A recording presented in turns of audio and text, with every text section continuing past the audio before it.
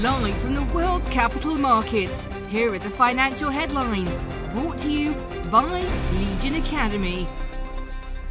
Hello and welcome to Tuesday's Daily Financial Digest. Last week, Russian President Vladimir Putin signed into law a ban on all digital payments in the country, a far-reaching move that heralds a shift in how cryptocurrencies and blockchain-based payments are carried out in the country. There are tentative signs that Russia's diversion of crude oil to Asia from long-time European customers is faltering. Shipments to China and India are down by almost 30% from their post-invasion peak.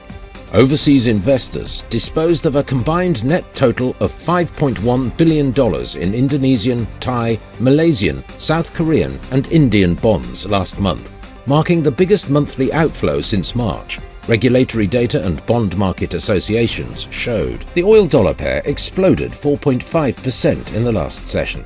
The stochastic RSI is giving a positive signal. The pound-dollar pair gained 0.5% in the last session. The Williams indicator is giving a positive signal. The Bitcoin-dollar pair exploded 5.5% in the last session. According to the CCI, we are in an overbought market. The gold-dollar price remained largely unchanged in the last session. The MACD is giving a negative signal. The UK's claimant count change will be released at 0600 hours GMT.